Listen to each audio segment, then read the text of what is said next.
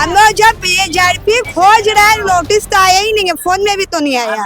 देखिए इस वक्त हम लोग मौजूद है पार्क सर्कस स्टेशन में, और ये जो दमदम, हावड़ा, शियालदह ये सब स्टेशन था, ये स्टेशन में हॉकर्स लोग को हटाने का काम चल रहा था। पर ये जो पार्क सर्कस स्टेशन है, नब्बेंदु कैमरा को थोड़ा घुमाइए, ये देखिए, ये पार्क सर्कस स्टेशन के बगल में पूरा स्लम एरिया से, और ये जो रेल है, ये जो मोदी गवर्नमेंट है, मतलब पश्चिम बंगाल में बीजेपी सरकार, ये सरकार इन लोगों का कोई रिहैबिलिटेशन का व्यवस्था नहीं किए गए, क्योंकि यहाँ पर कुल मिलाकर मतलब 8,000 से 10,000 फैमिली रहता है।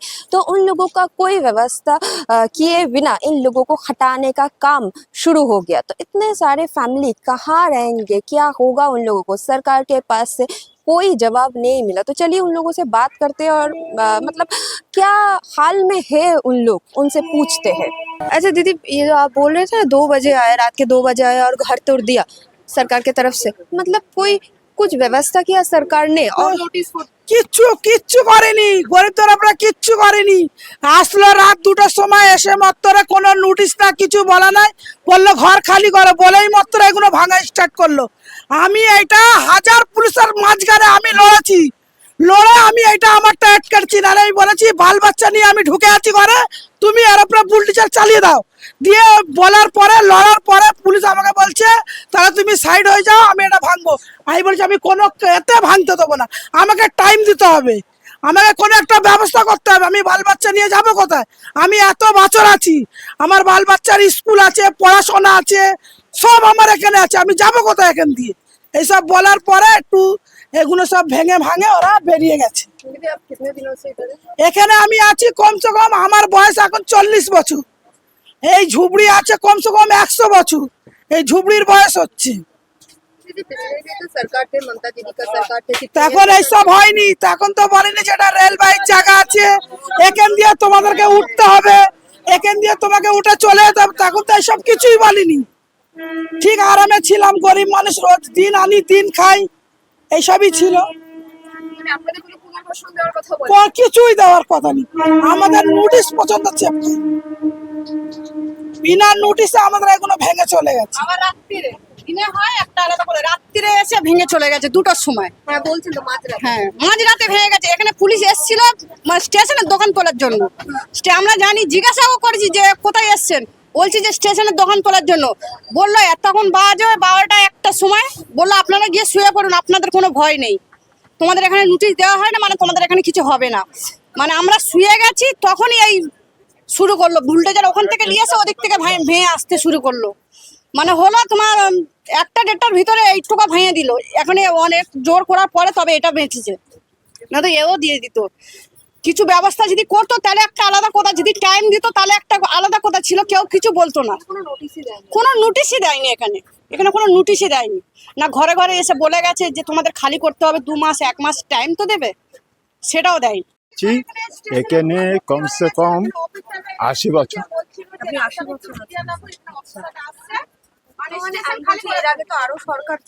হ্যাঁ, আরো সরকার ছিল, সিপিএম ছিল, তোমার কংগ্রেস ছিল, আমাদের মমতা ছিল, হ্যাঁ অনেকেই ছিল। কিন্তু এই যে মোদি যেখান দিয়ে জিতলো, সেখান দিয়ে গরিবের উপরে জোর জুলুম হচ্ছে, গরিবের উপর জোর জুলুম হচ্ছে। এটা মানে গরিবের উপরে জোর জুলুম। আমাকে কালকেরে পরশুদিন রাত্রে এরা যখন ভাঙতে আসলো, আমাকে বলছে তুমি ঘর দিয়ে বার হও। আমি বলি ঘর দিয়ে আমি বার হবো, আমার জিনিসপত্র আছে, এগুলো চুরি হয়ে যাবে, কে দেবে? তো বলে না, তালা মেরে তুমি বাইরে যাও। আমি বলি না, আমি যাবো না। আমি মোদি জিতে আমাদের গরিবী সব হটিয়ে দিচ্ছে। आप तो यहाँ पर ही रहते हैं ना? हम यहाँ रहते हैं, लेकिन एक बैग बोल रहा है, रात को बोल रहा है जो जाके सो जाओ। हम लोग को यहाँ कुछ नहीं है, एक बैग, हाँ पुलिस ने बोला तो हम लोग जाके सो गए सब। तजमीरा बाजी थी, हम लोग जो सबको उठाइए जो एक की है, तो वो नहीं रहते तो हम लोग तो राते रात ही हो जाता। हम लोग कम से कम मौका दो, हम लोग जो हटे बच्चा बच्चा लेके हम लोग तो कम से कम भाड़ा पे आए तो क्या हुआ, हम लोग तो ये देना होगा जो नोटिस दो या कुछ दो। वहाँ बोला 20 तारीख को, तो एक बैग आने से होगा? मतलब अभी तो उन लोगों का तो नोटिस मिल गया है। वहाँ बोला ससुराल को उधर नोटिस मिल चुका है 20 तारीख को, ठीक है, वहाँ मिल चुका है, तो हम लोग यहाँ क्यों नहीं दिया? हम लोग जब ये जारपी खोज रहा है नोटिस तो आया ही नहीं है, फोन में भी तो नहीं आया।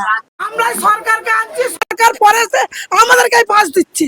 সরকারটা আনে কারা আমরাই আনি, সরকার এসে সরকার আমাদের উপর জুলুম করছে। কোথায় আমাদেরকে দেখবে শুনবে কিছু, সেগুলো কোনো গল্প না, উনি ওনার কাজ করে যাচ্ছে। যাবে কোথায় গরিব মানুষরা?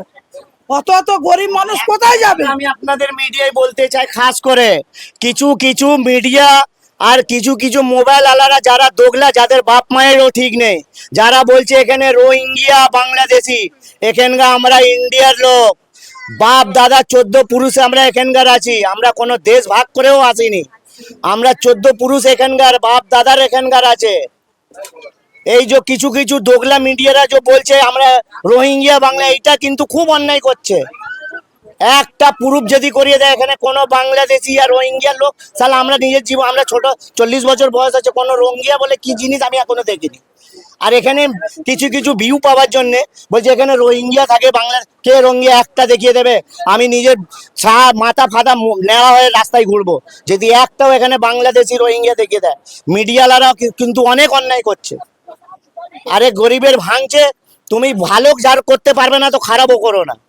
আগে এসে আপনাদের কি অবস্থা সেটা আমরা আগে জানি, আপনাদের সাথে কথা বলি, আমরা তো কথা তুমি যদি কারোর ভালো করতে পারছো না তো ক্ষতিও করো না।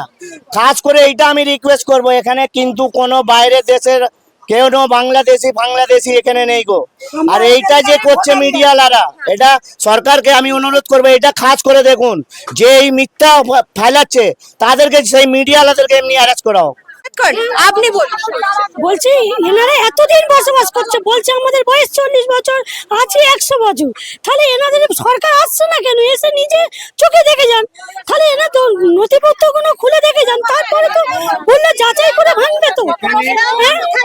কোনো রকমের অ্যাক্সিডেন্ট হলে কোনো প্যাসেঞ্জারও তোলে না, আমরা রিক্সা করে নিয়ে যাই, রক্ত হয়ে যায়, থানায় গিয়ে আমরা দৌড়াদৌড়ি করি। এইখানে আমরা হাজার হাজার জনের জান বাঁচিয়েছি।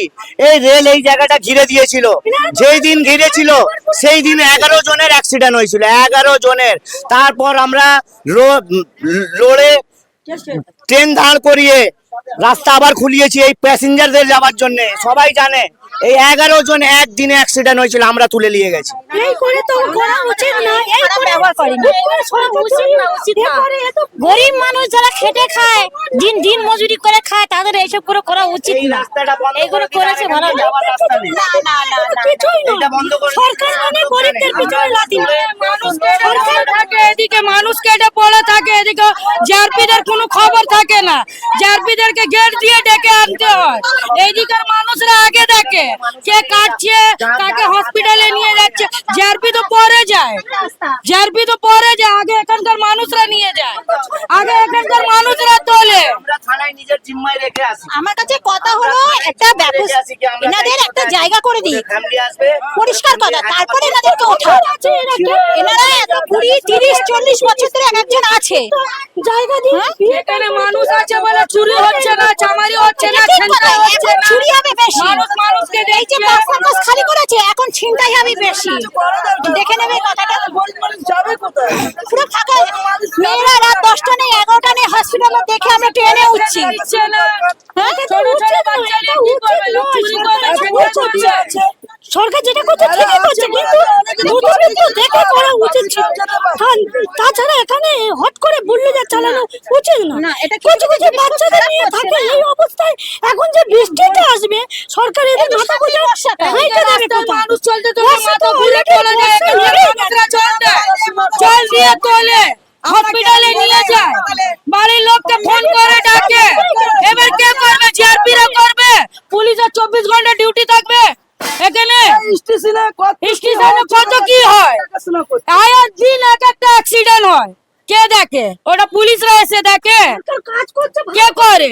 এখানকার মানুষকে থাকতে দেবে না, দোকান লাগাতে দেবে না, কি করবে? এটা ঠিক কথা। কি করবে? গরিবের পেটে লাথি গরিবের পেট, গরিব কোথায় যাবে?